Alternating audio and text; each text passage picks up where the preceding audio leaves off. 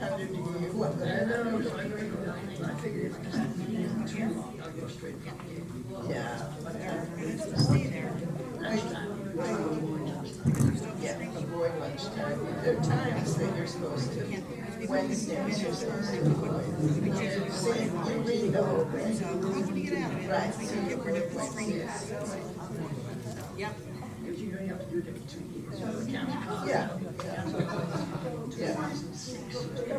Yeah, I think mine. Well, I have a lease now, so things are different. So very different, brand new. Yeah, I decided, we looked into it pretty thoroughly. And it made no sense to drain my savings account. And whereas I can afford the lease out of my pension.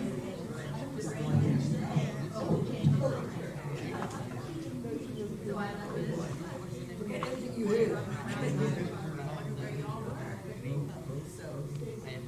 didn't say anything untoward. No.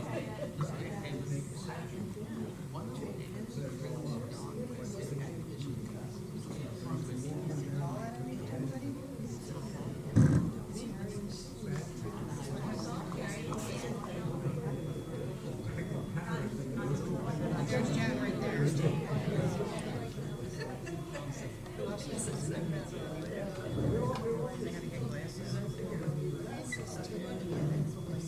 I saw him getting in the car to go.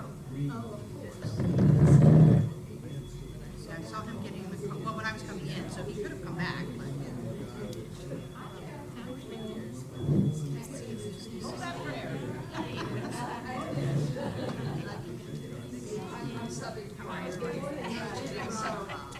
And he's supposed to be in and out. He's coming. Princess doesn't know her first. Okay, I saw him going back.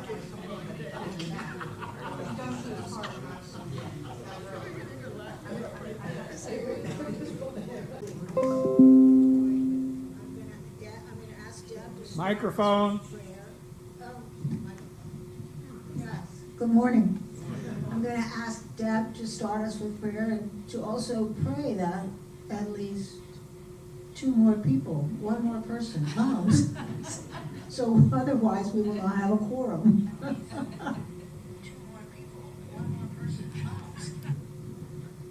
Good morning, everybody. Well, first I would like to say thank you. The Cokesbury residents and staff have been very generous in giving items for the Siemens Center.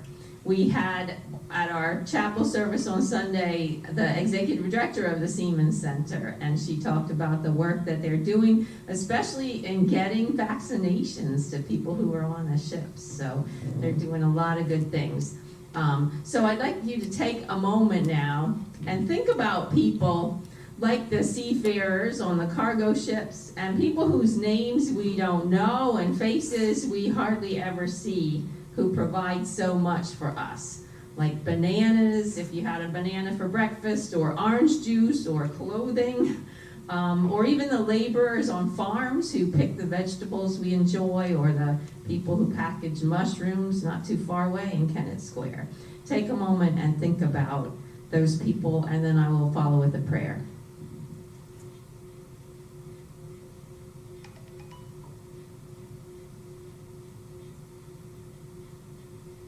God of love, our lives are intertwined with the lives of so many others.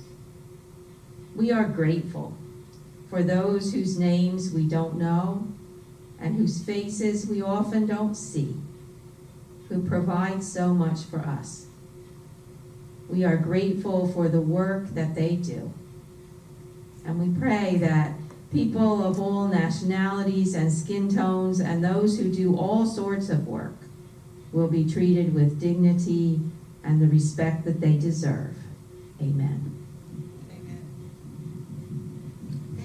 Thank you, Deb. I'm going to ask Robin to give her report to us now. Good morning. hopefully you all made it down here okay. We're still trying to figure out our ways through, because when you come through OBT, you still need to wear your masks, which I took a little detour. I left mine on my desk because I ran out. So, just to give you some updates on construction, you know, we've talked about things. We had obviously a long pause on a lot of things that were happening at the community. And B-level north was one in the north wing. We had worked through the corridors. We had gone, so the second floor, the first floor, and level A have been completed. B-level was the one that was kind of lagging out there. So I'm happy to report that we are scheduled to start that project the week of July 26th. So I will be setting up a meeting with those residents on B-level to talk a little bit about that, to make sure that we have some communication lines open and that all goes well. It's not one of our most traveled corridors, so I don't really feel that there's going to be a whole lot of impact as far as residents. It'll be mostly those that are living on B-level. So that's why we're going to meet with them directly. The landscaping was the other part that we've talked about, the front of the building, you know, in finishing up some of our $25 million project. We did a beautiful front to our building. Now we have a landscaping piece that we're waiting for. So as of this time, we are targeted to begin that project, at least get here on the property to take a walk and look and make the starting plans the week of July 26th. So I will be letting you know, and that's probably anticipated to be about a 3-month period of time. And there will be periodic shutdowns of the front entrance during this project. So we'll let you know when they're going to be. As you know, if you look at the front entrance, there's a green canopy that goes off to the side. We used that when we did our main construction project, so that will be where we'll use during the times that it's closed down. Of course, if you're coming from a cottage, it may be most beneficial for you just to park out back and come into the building through sea level. Or if you live in the A's and B's, you could just walk through the north wing corridor. So just looking at that logistics of that, we'll certainly let you know as that's moving forward.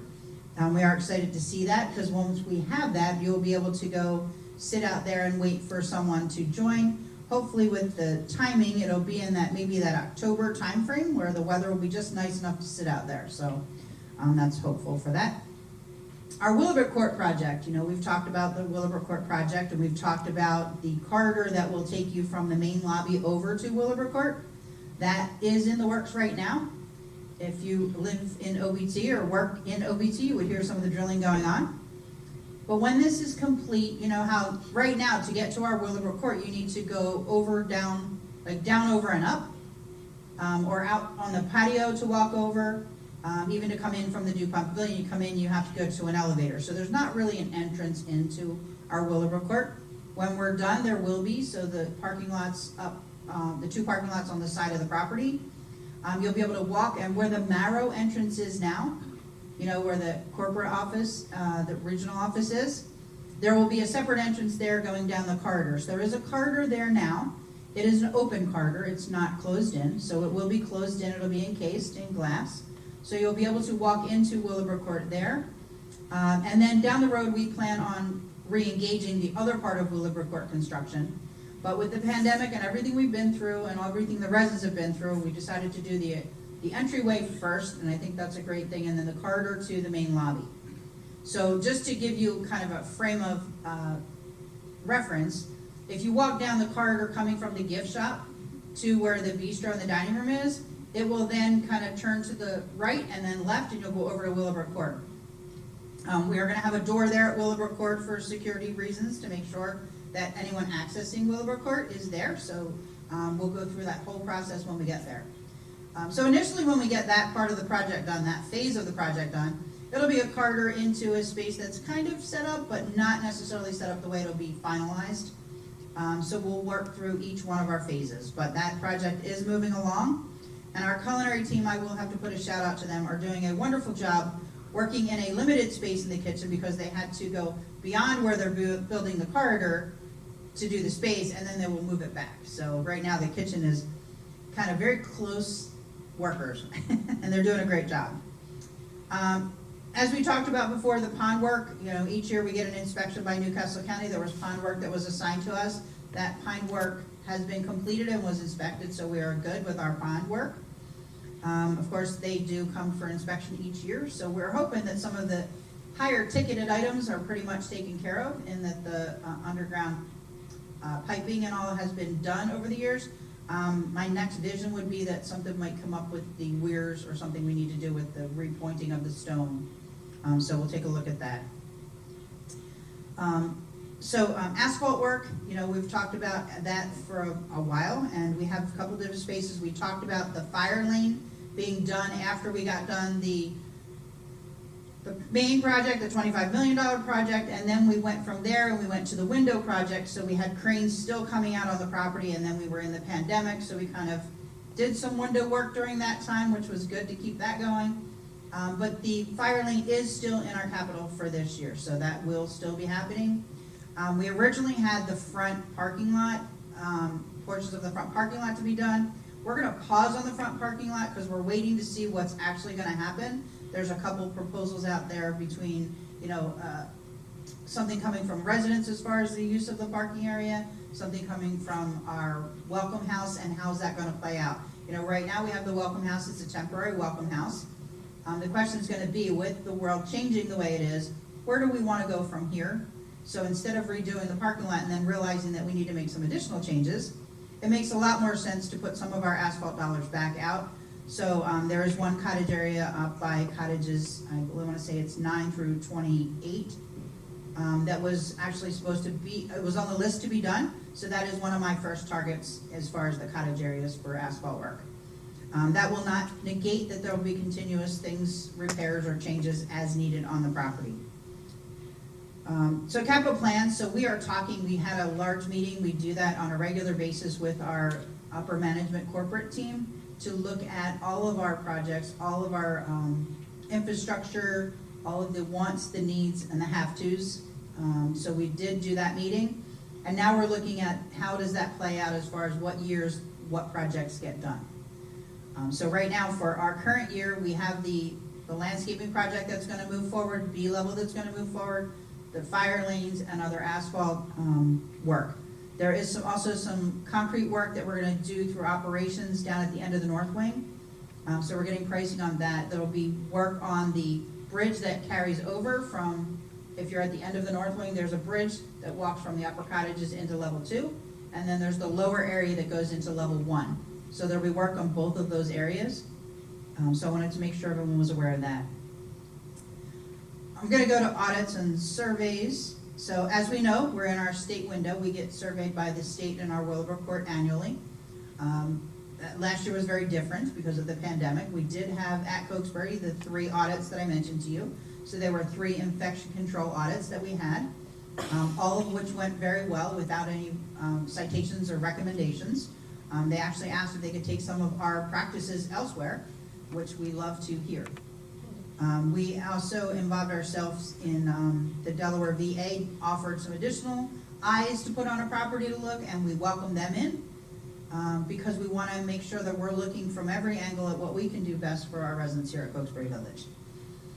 So we're waiting for them. Now during this time, we just received some OSHA guidelines. OSHA has been looking at the whole pandemic and looking at the whole year.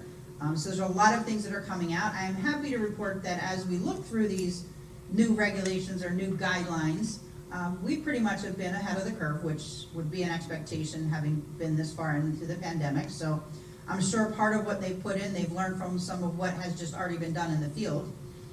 So there's a couple things that are probably coming our way that will impact residents, and I will kind of apologize in advance, but I'm going to tell you that it's going to be happening. We did the screening process at the front, but I believe that there's going to be, and this is all right now new, so we don't have access, corporate and the whole team, all the communities are working on what do our policies, procedures, and protocols look like to engage with OSHA's new guidelines. So there will be some additional survey questions, much like when you go to visit a doctor's office outside of Cokesbury. When you go to a doctor's office outside of Cokesbury, they're asking you some questions similar to what we did with our screening. So we may have to look at how does that get implemented here at our community. That when you go to the doctor's office, oftentimes you have to sign a HIPAA document. You also have to sign a screening document. Because you are our residents and we were already screened, we're just not sure how that's going to fit into the guidelines. So that could happen for our doctor's office, for our rehab area. And trust me, I will do everything in my power to try to streamline that to make it as easy as possible for you as residents. Because I still consider this home. So we do have internal audits. We have some internal audits scheduled that are coming up. We have safety audits, infection control audits. We have culinary audits, environmental audits. So some of those are starting to hit the schedules now with our corporate teams. And please know that the teams are eager to kind of get back to some of the basics. You know, we talk about some of the people who have joined us during the pandemic who really do not know Cokesbury pre-COVID. So some of them are even a little bit distant on how do I get where I need to go, and where do I wear a mask and where do I not wear a mask. So those guidelines are still out there. So we're also looking at communications with residents, and I'm working with the council here, I'm working with Quinn, some of the committees. You know, we have hospitality, we have social events, we have a lot of committees, a lot of people, touch points for residents. So we're looking at that flow of residents and what does that look like in the new post-pandemic Cokesbury. So a lot more to come from that. I actually walked here with someone who said, I couldn't quite remember how to get down here as I haven't been down here in a while. So we will put some reminders out. And we're also back to project, we'll be looking at the signage to make it as easy as possible to, when you get off the elevator, to understand, you know, where is the DuPont Pavilion or where is the meeting space that you're going to. When we reference the atrium meeting room, people are like, atrium meeting room, where is that? And that's the new on the lower atrium. So we're all getting accustomed to some of our new spaces. You know, unfortunately, we had our construction project go right into a pandemic. So as we started to learn to use items. So we'll continue to get back to basics and continue to look at audits and teams and feedback from residents. So I've received feedback from residents on items such as the bistro, on the coffee shop, and I value all of your input. I will tell you that I get conflicting input. So please know that I will dance the Cokesbury dance. And as I get narrowed down to some kind of formula, I will come back to you as residents as a whole and say, here's some things that have come my way. Which way would you like us to be leaning? One of the challenges that we're facing right now is that on the weekends, you know, we always had the cafe in Oak Ridge Terrace open so residents could go there for breakfast, lunch, or dinner. And that was open 7 days a week, so we really didn't have any challenge.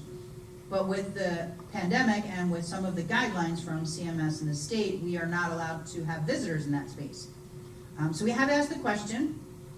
I've actually made a call to the state directly to ask them, could we allow only our residents who live in our community, who are vaccinated, into that space? They're not quite willing to go there yet, but I'm going to continue to ask because I think that would be a big benefit to our residents in Independence to be able to go to the cafe. We have some residents who used to go there frequently, and it was a regular visit. So in the interim, we're looking at staffing right now. We'll look at seeing, could we open the coffee shop or something on the weekend? Or what are we doing with the bistro hours? So I don't have that final answer yet, but I will tell you that we are actively looking at what can we do for residents. Of course, if you have a need in the meantime, please reach out to us. Let us know what your needs are.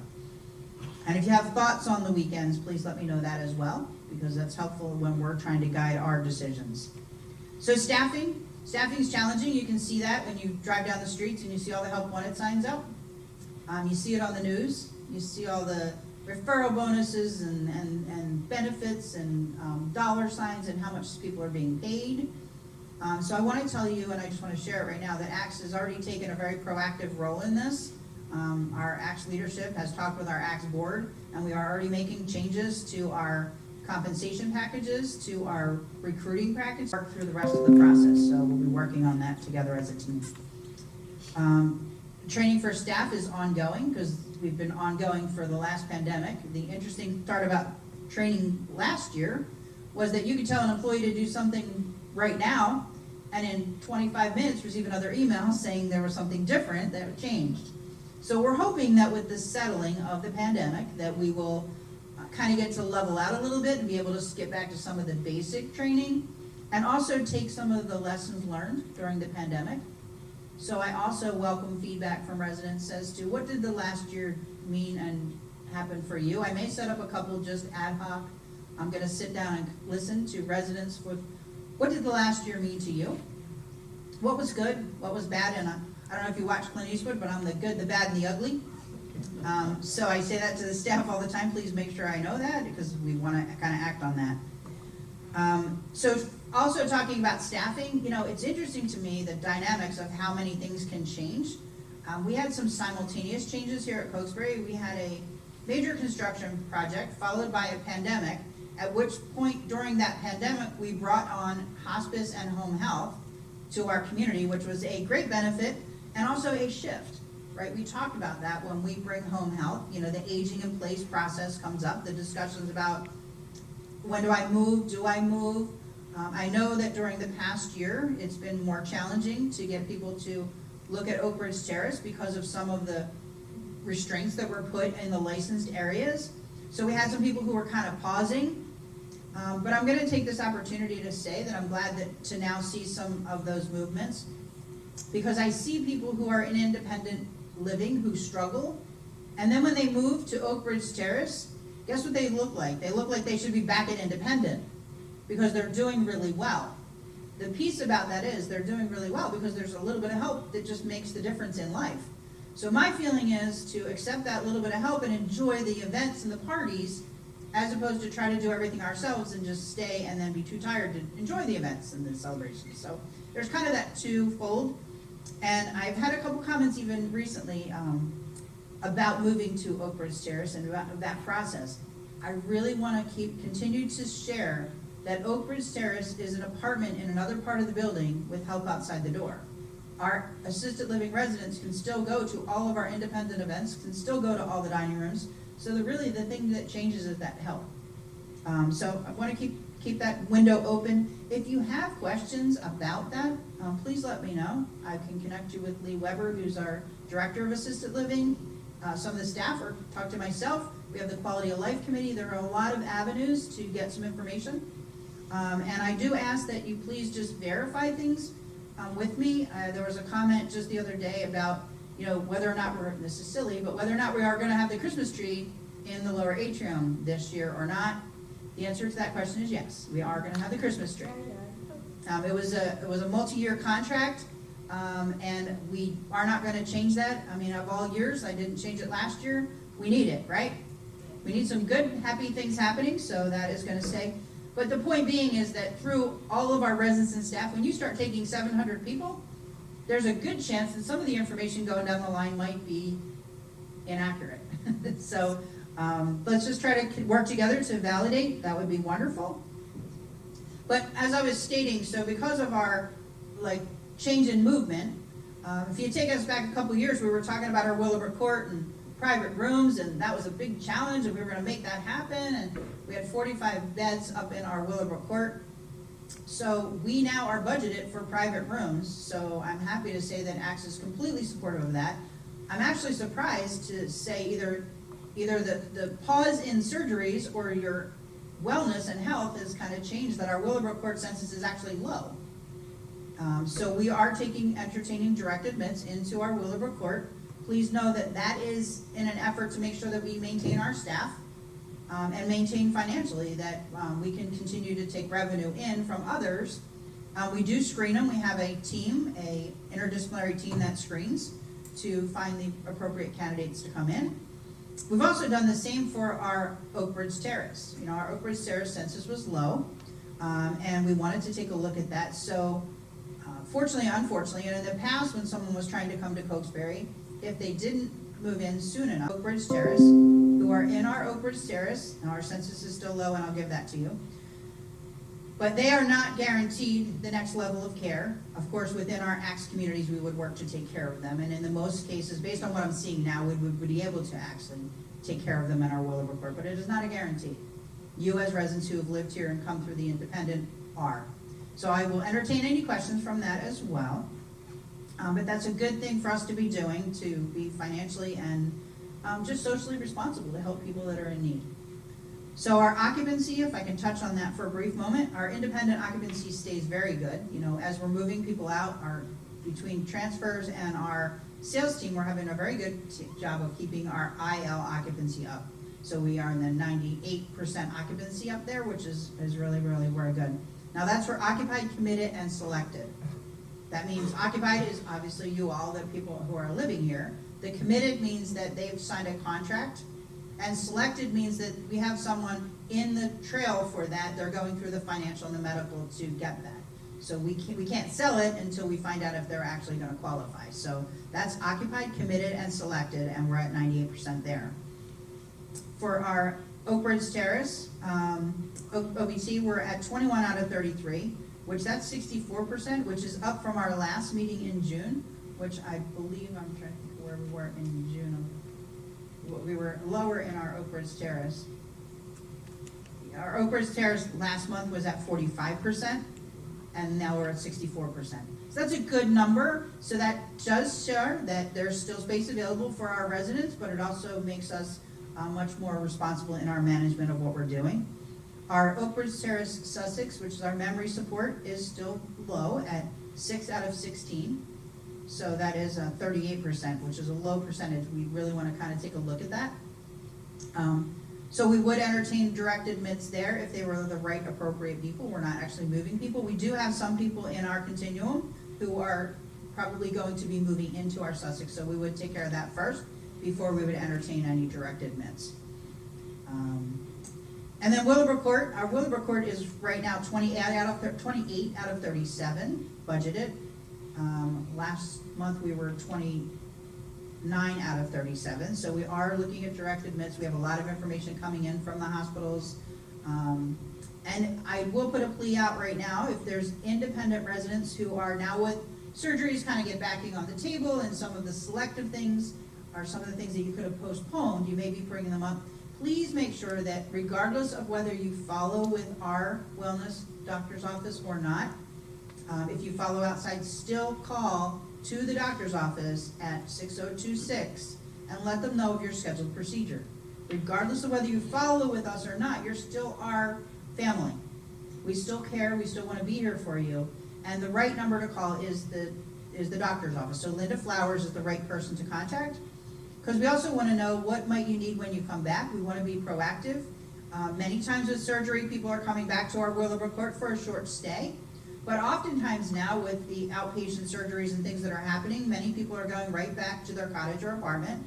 But there still may be some things that you could benefit from, and we want to make sure that we're here for you. That's extremely important for us to know and to hear. So if you're going out for a procedure, let us know. That will help us. And just interesting, out of our Willowbrook Court, you know, if we were back post-pandemic, we would have been at 45 beds. And we would have had 28 out of 45, which would have been 62%. If you would have asked us 2 years ago if we were going to be there, we would have thought no.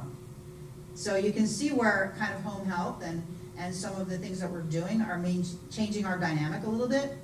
So we'll talk about more of that over the year as it comes. Currently, right now in the hospital, we have 1 resident. We are eagerly waiting to bring our 1 resident back home, but we have to wait for the right timing and everything to be in place. So we are eager there. The operations, the organization chart, so we did share that. I will hope to do, possibly in my August village meeting, kind of a review of it. I put it on the screen and answer any questions again, since we put it up one time, we talked about it briefly. So I want to make sure that any questions are answered for you.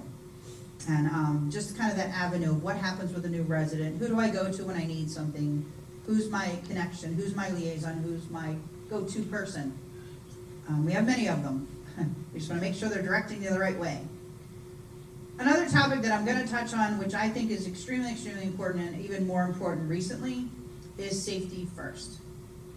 Okay, the weather is getting warmer. It is muggy, stagnant, hot out there, and hydration is extremely important, right? Oftentimes we pause on hydration, myself included. You just don't think about it, and I'm just asking you to, how about this? Think, drink. Now, someone on a Thirsty Thursday may think a little differently, but water is a good hydration, okay? You can add a little other things, the soda, the tea, the coffee, and all of those, but water is your best avenue, so please, hydration is extremely important.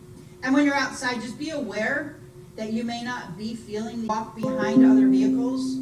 How many in this room say, I am extremely proficient in backing up and knowing everything behind me? So if you are walking behind a vehicle, are you at risk? Okay, if you're walking in the parking lot, because that's a great place to get some exercise, are you at risk parking behind vehicles? Absolutely. I get asked all the time, is my car backed in because I'm in a hurry to get out of here at the end of the day? And actually I back in because to me that's comfortable and I like to pull forward as opposed to backing out. When I'm backing into a parking spot, I know there's not a chance that many people are walking there. When I leave at the end of the day, there is a good chance that there are people walking there. And not everybody is comfortable backing in, and that is okay. What I'm pleading for is that you are very cautious as walkers. If you're walking to your car, walking from your car, walking in the parking lot, you are very aware of your surroundings. And if you are pulling out from your vehicle, before you get in your car, I recommend you looking around. You know, we're not running for the most part, some are, but we're not running. So if you see someone coming into the parking lot and you're getting ready to back out, it's a good idea to have a bearing of where they are. Okay, so you have to potentially wait behind staff to come home. So we've moved it to the second spot. We're going to leave it there for now. But that does mean that we have to keep that other road closed. We don't want to be chasing people who've made a turn there. So that road will continue to be the way it is. What we have discussed, again for safety, is opening that road for staff only at 2 to 4, so that they come out of the parking lot, they can turn and go out of the property, as opposed to driving all the way around the pond when we have people walking. So I've driven the property a lot lately. I see a lot of walkers. So we're going to be opening for the staff at between 2 and 4 to leave the property right out. But that is going to add an added level of importance to those 2 stop signs. Okay, there's a stop sign when you come up Leslie, and there's a stop sign right next to the welcome house. Even though we're no longer reported to quote-unquote check in, we are still required to stop at the stop sign, and that's not a roll-through. It's a stop.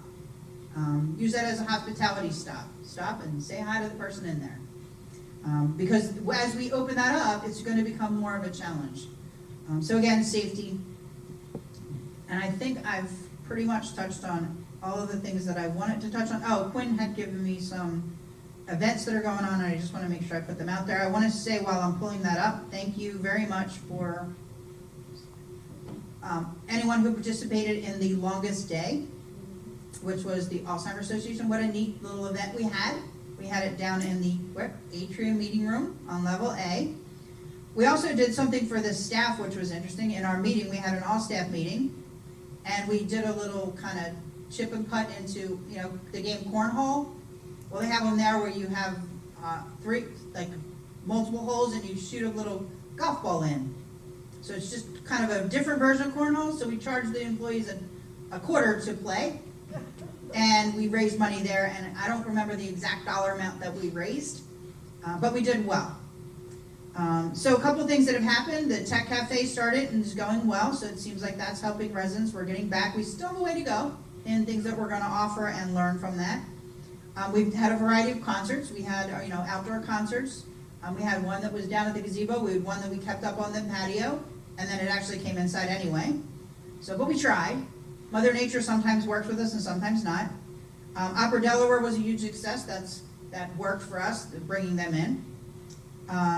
This month there's time traveling with Virginia Hall, so that's today at 3 o'clock if you want to mark your books. And then American Treasures Museum tomorrow at 8:45 if you've signed up for that already. If you haven't, you can talk to Quinn, but I believe that may be already taken care of. There's more concerts coming, wine tastings. We have Blue Rocks baseball games coming, so there's more coming. And I want to say thank you. And again, the community will continue to evolve. We are post-pandemic, and hopefully hoping to stay that way. I will put the last plug out from safety is there is still a variant out there.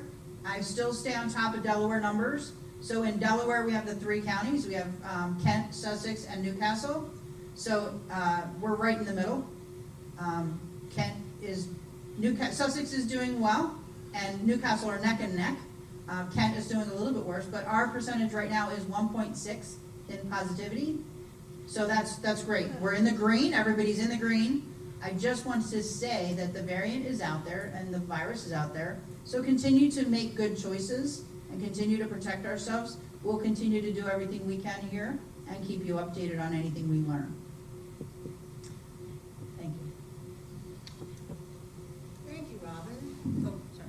Thank you, Robin. Are there any questions for Robin? Okay. You got a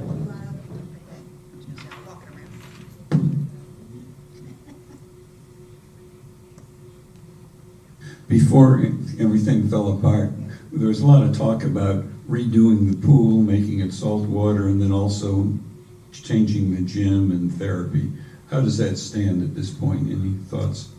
Great question, and I actually should have had that on my document here, and I did not. So the pool. So right now with the pool, we have a leak over the roof, over the pool, at which we can't necessarily fix without doing something with the pool. So we just got the pricing back for the pool. We want to close down the pool for plastering. We're due for redoing the pool. We figure we'll tie all these projects together. There has been some questions about, what happens during that time. We have people who are very diligent about swimming on a regular basis. We haven't brought back yet the classes.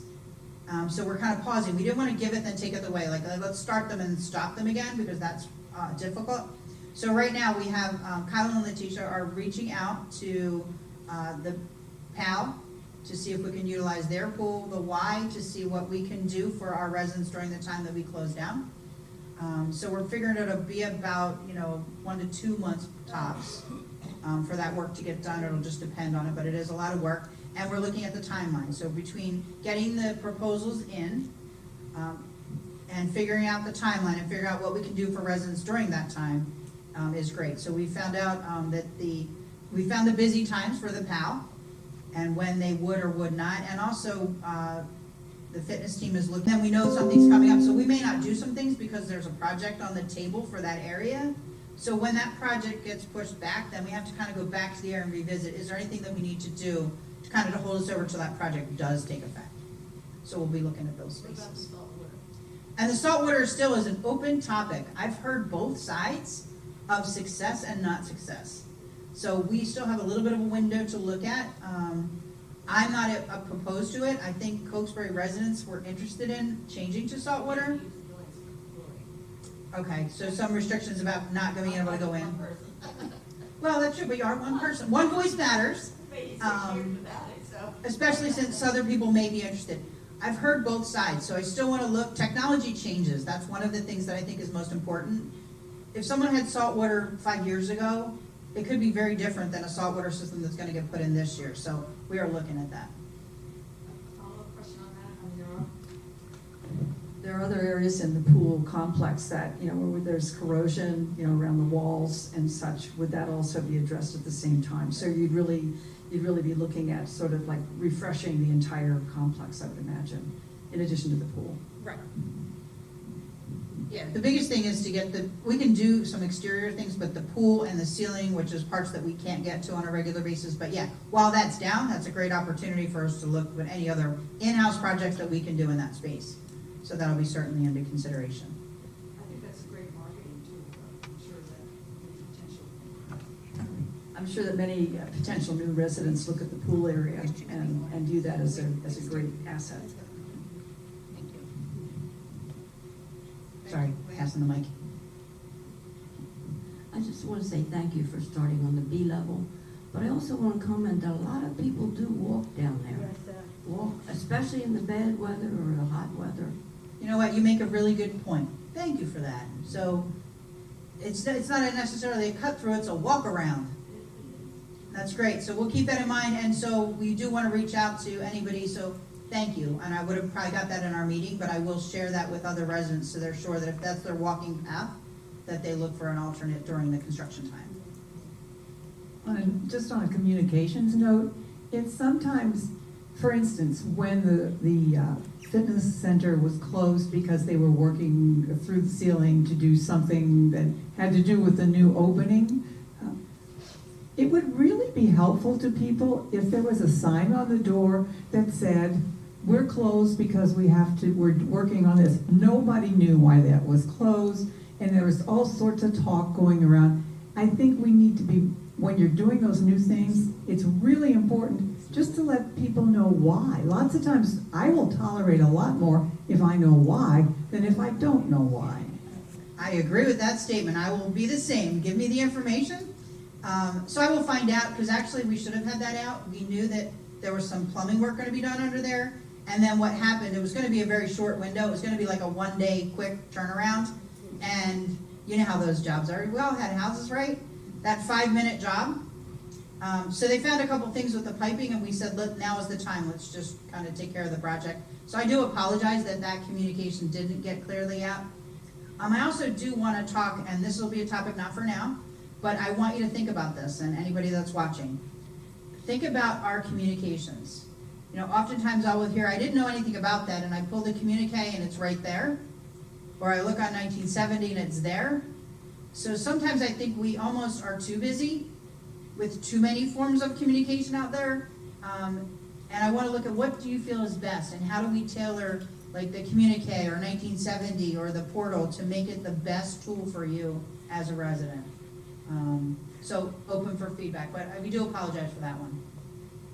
This is about the chapel. It has leaked again. There's drywall on top of concrete. I think this needs to go on Warfro's list to correct that they created when they redid the windows and everything. But it leaks every time it rains, and it's a real mess in there. The stained glass window, which was a commissioned piece of art by the Betts family, was put in, as you know, was put in a frame. It was broken in several pieces. And it now hangs on the wall as a picture. That is not what it was meant to be. It was meant to hang so that you could see through it from the sky outside. Correct. So let me answer both of your questions. One is the windows are being worked on through a different vendor because we need a specialty person to work on the windows. So John DeMichael does have that set up. And as far as the chapel stained glass, I am aware. I'm aware of what they did and how it was done. So we are dealing with that with the vendor. And the intention is to try to get it back to hang in front of the glass so that it is a stained glass window, not a stained glass picture. Because a window is what? A window, right? A window to the outside. So we do need to change that. So more to come on that. We used to have a 1970 TV in the lobby. Will that be coming back? Yes, that's actually a great point. We did talk about that. So one of the topics that we talked about is if you look at where the mailroom is, we have two options. We can put it in the mailroom. There's a kind of a wall, which is the back side of the bulletin board. There's a spot there that a TV could be hung. Or we could put it, we had a stand before in the lobby entrance that could be put in the portico that when you walked in. So I welcome your feedback because I definitely want to get a in-house channel back where it can be viewed by residents. The other piece that we could look at is across from the coffee shop. There's a TV in there, and we can have that on 1970 as well. So feedback, I'll listen to your feedback. We'll figure out what is the best thing to do to get that out there. But I do believe when you're in the lobby, it's nice to be able to look at that. So thank you for that comment. And the bulletin boards. So we had well, let's just go down that road. The bulletin boards are not back up, and the tags are not yet on the in-house mailboxes because they were having difficulty getting slides. I will commit to you that if we cannot get slides within the next couple weeks, I will just be putting tags up there, and we'll figure out how to put a slide below that shows who's been moved there. So there'll be 2 boxes for that person. We'll put a board in. So I'm figuring out an alternate around that if we cannot come up with the number signs for the slides. So they did come and do some work, and we called them back to do some repair work on that. We weren't happy with some of the work that was done. So they were coming back to do that, and then the bulletin boards will go back where they belong. Going back to asphalt, the path along this side of the pond is extremely rough, and it looks like it's being worked on, but it seems to be done inconsistently. What's the status? Nope, that's a great question. So my feeling is we've been doing some patchwork in our patio, in our walkways out there. We want to come up with something that's going to be, we can do a good run, and actually where we're connecting it will look appropriate. So there's been asphalt out there all along. We tried pavers on the other side. There's still a fear that pavers are a little bit bumpy for someone with a rollator or a wheelchair. So John and DeMichael and I just had a discussion about this, about concrete, about going back to a sidewalk, but a larger sidewalk and a larger platform to make it wider, because one of the comments I've heard from residents is that our walkways are narrow. So if someone is walking with a rollator or a wheelchair, someone can't walk next to them. So we are looking at that right now. I've gone to the grounds and horticulture before to talk about things of that nature, so that is my intention. We did take care of the problem that was there and put a temporary fix there until we come up with a solution, but I would like to do that run. But we need to know, what are we doing with it? We are definitely going wider. It's the product selection that right now I'm still trying to land on. So I hope that answers. It doesn't finalize your question, but it does answer it. And it'll be in my notes for our chats in our next meeting.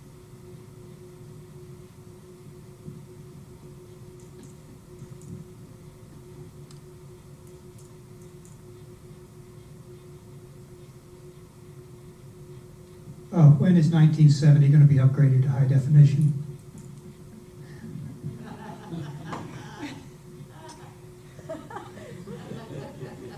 Probably the most concerned. I wish I had a date for you, Don.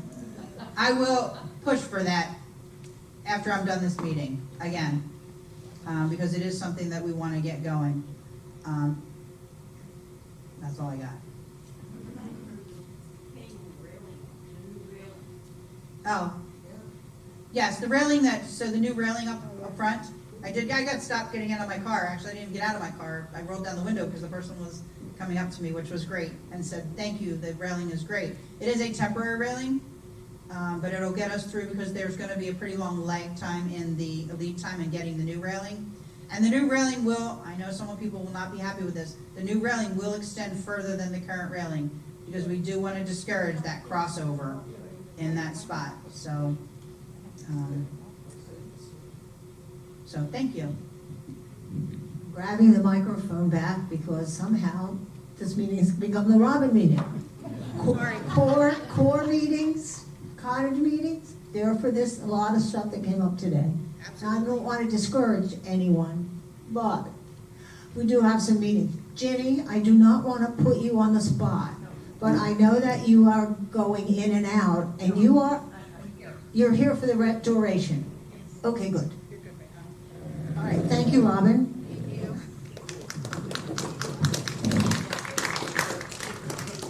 Okay, so before we begin our business meeting, section of the meeting, I actually want to acknowledge the AV team. They have been faithfully videoing us and editing and putting us up on YouTube and onto the portal, and they do everything for us. And so I want us to acknowledge them. Let's cheer, stamp our feet, whatever, and say thank you to the AV team.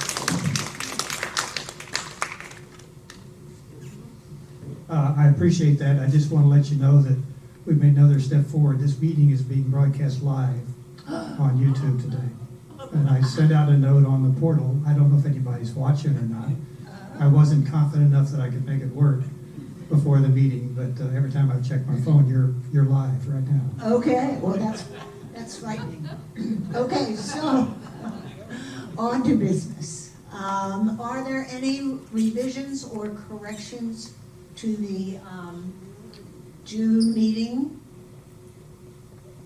Hearing none. The minutes will be filed in portal and in the book in the library. After you all have reviewed the treasurer's financial reports, are there any objections? Hearing none, the treasurer's report will be filed with the minutes on the portal and in the library. We have 2 committee reports today. We are going to begin with Joanne Poland, who will report from the Spiritual Life Committee, unless, Nancy, you're good? Okay, thank you.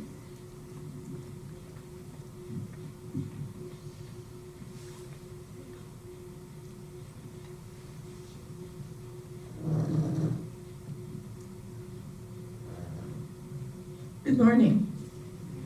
The Spiritual Life Committee is made up of 20 very active people who have a specific job, and most of them head a subcommittee. For all the activities that we coordinate, there are approximately 60 active volunteers. We coordinate the weekly chapel service in the auditorium. This requires many hands to set up the altar, arrange for music, flowers, readers, ushers, bulletin assembly, and deliver the flowers after the service to Willowbrook Court in Oak Ridge Terrace. For the subcommittees, most volunteers work once a month, but we can always use more hands to make lighter work for all. We thank you for the donations we receive at the chapel service, as well as those deposited in the chapel offering slot at the front desk. The 8 missions that the offerings support are Camp Pacomath, Friendship House, Meeting Ground, Ministry of Caring, Neighborhood House, Sojourner's Place, STEM, and Sunday Breakfast Mission. Through your generosity throughout the year, we send checks to each that, depending on the donations, approximately they receive $1,000 apiece from us each year. During the year, the ministry sometimes needs specific help, and we will have a food drive to restock their pantries or whatever else the help they ask for. Another ministry we support is the Siemens Center, which you've heard about already this morning, as also you've seen the Christmas and July theme with the wonderful tree in the lobby with the seashells on it. The items collected now are wrapped in shoe boxes and given to the seamen as they dock at the Wilmington port in November and December. Dozens of hats and scarves are knitted by many of our CV hands that can create such wonderful things. During COVID, we remembered the residents in Willowbrook Court and OBT by decorating a pumpkin for each one to decorate their room for Halloween and Thanksgiving. For December through March, we use food packets such as pudding, jello, brownies, and etc. to create reindeer, Santas, snowmen, Valentines, and pots of gold. It was so well received that we are going to do it again this year, starting with the pumpkins.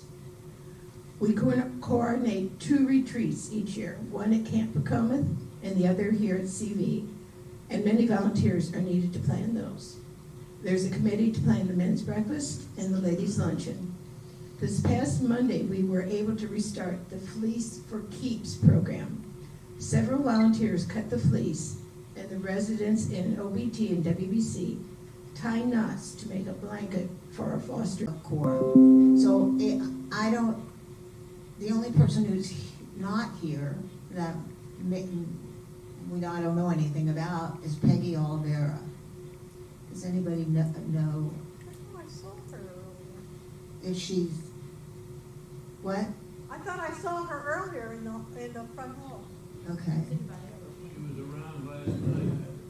Yeah, I would actually like someone to call her. Does anybody? Okay. Okay. Dave, I'm gonna ask you to do a job.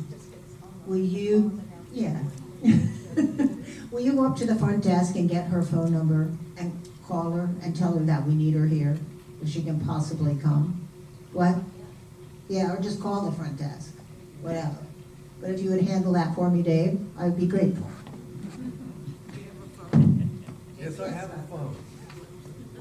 Okay, Nancy. Otherwise, we have 2 things that we need to vote on, and I'd like to be able to get them out of the way.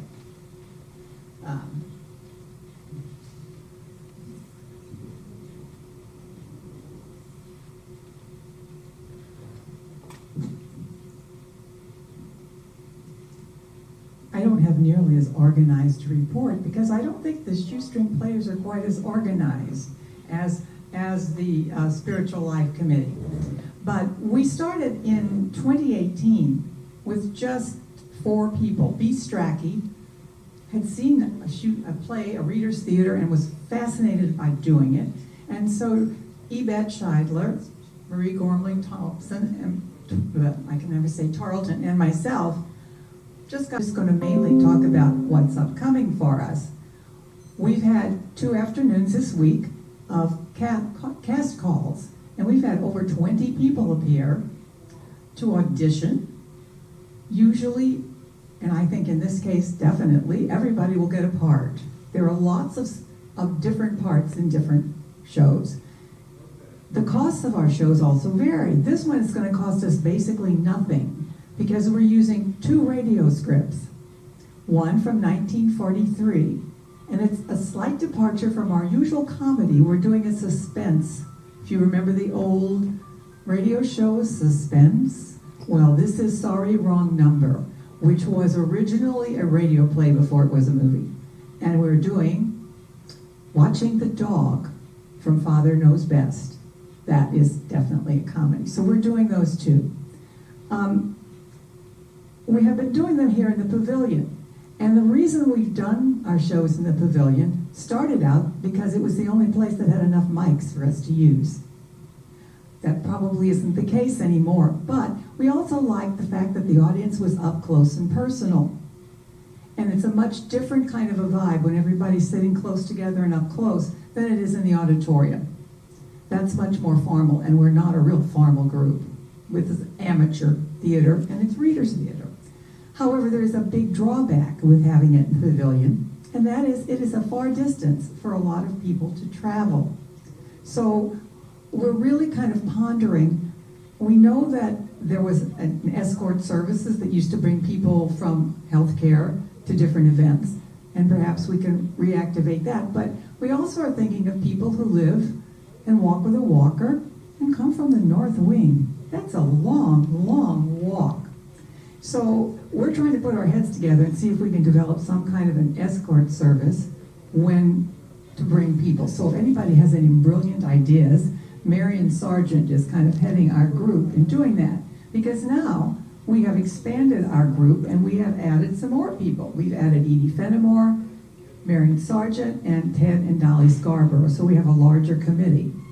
And that means we have really contacted everybody that we possibly can think of who would like to participate. And we're excited that some new people who we spent a special note to, people that had come since our last production, and invited them to come.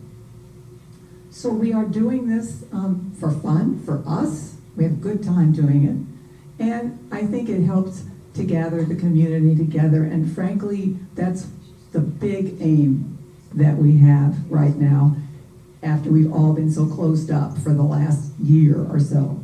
So if anybody has any ideas to help us with escort service, Marion Sargent is the person to talk to. She's in the book.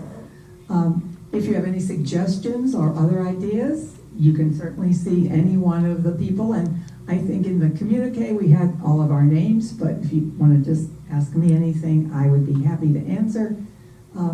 We think it's part of the fun of Cokesbury.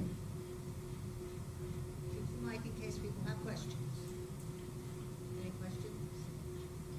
Harry? Any thought of using the lower atrium?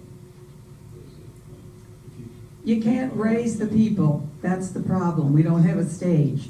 And when you're all on a level and I'm sitting here, nobody's going to be able to see me. Because we sit. That's the other thing. Sometimes we do things where we get up and move around. But on our radio programs, and both of these are radio shows, everybody's seated. And that's a good thing too.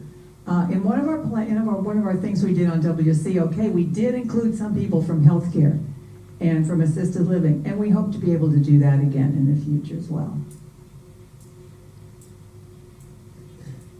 Thank you.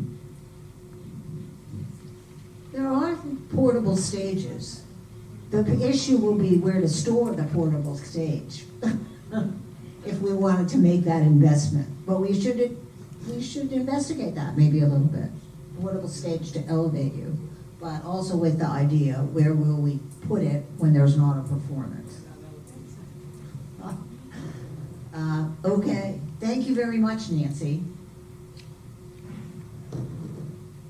Is there any old business? We are in agreement then.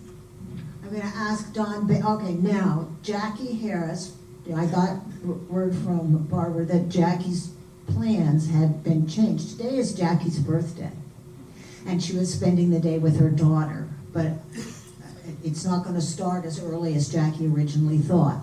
So she will come down for the vote. So what I'd like to do is actually get the two issues on the table, and then you're going to go get her, Dave? Yeah, Dave's going to go get Jackie, and then we'll vote on those two things together. So we'll have information, and then two vote, and then Jackie will come down and we'll vote on both of them. Okay, does that work? Does that work for everyone? A little bit different, but it's the only way to make it happen. Don, if you'll come on up, and that is, we have received a funds request from what I now know from reading the portal is called the Floral Committee. I have previously called it the group of 5 women who make beautiful flower arrangements for the lobby. They have a budget of $131, and they have asked for an additional funds of $129 to allow them to spend $10 a week for the flowers weekly arrangements. Very inexpensive, at twice the price. They do wonderful stuff. There was no objection from the treasurer or the chair of the finance committee, so I'm asking for a motion to grant funds to the amount of $129 to the Lobby Flower Committee. Okay. All right, seconded by, is there discussion? Ginny Rothrock? Okay, we will be ready to, Barbara Show. We will be ready to, discussion? Okay. We'll vote as soon as Jackie comes. In addition, now I'm moving on to announcements. Baloo has an announcement. Can I ask for a point of clarification? Sure. What was the committee? Was it the Floral Committee, and then you talked about a lobby? It's the floor, it's call it the Floral Committee. Floral Committee. Yes. Yes.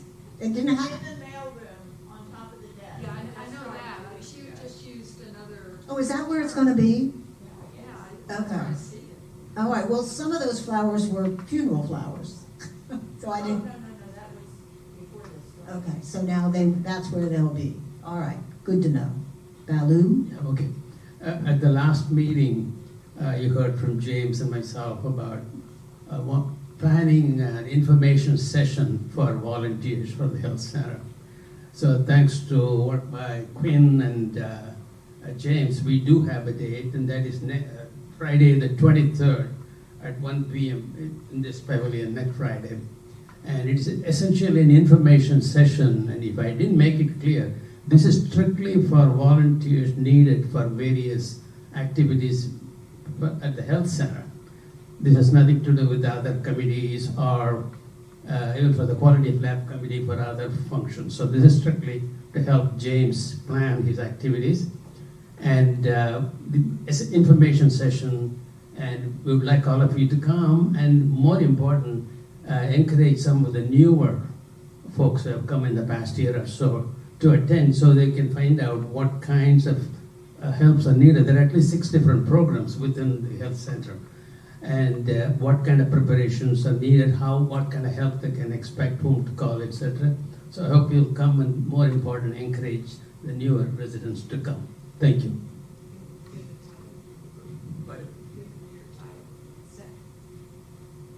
Sorry? Well, no, this is for not only the transportation. Incidentally, that I had to talk to Nancy too. If she wants folks from health center to be brought, then it's better to involve James in that, because this is strictly something he plans, so he has to know, so he can tell what activity they have to go for us. The first is to affirm the nomination or accept the nomination of Fred Longacre to become a member of the Finance Committee. All those in favor, raise your right hand. Okay, thank you very much. The Fred Longacre is approved as a member of the Finance Committee. There is a motion to authorize funding of $129 for the Floral Committee. All those in favor, raise your right hand. Okay, the motion is approved. Thank you very much, Jackie. Happy birthday to you. Happy birthday to you. Happy birthday, dear Jackie. Happy birthday to you.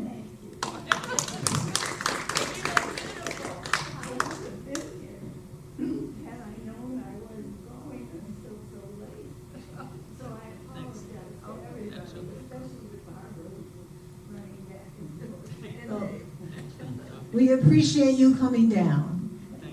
Okay, and have a, and I'm just sitting here waiting for the phone call that was supposed to come at 10 o'clock. okay. Thank you. So Elu, do you think, so one of the needs that, Nancy expressed a need for people not to bring people to not only to bring people to shoestring players from healthcare, but also from people who are less ambulatory from independent living spaces. And the way it is, this is not. This is essentially started with helping James plan his activities. He's the director of volunteer services, as I understand, particularly for the health center. So when something like this is planned, if we want people to be brought from there, he has to know, because then he puts all the activities for which he needs volunteers. That's correct. And that's the way it will work. So this is a little different, so I don't know how exactly to fit it. I cannot answer. Other than it's people who are willing to escort people. Yeah. So maybe we have to. That's right, that's separate from. Okay, we'll have to think about how to get those people to do double duty. Not necessarily as an escort.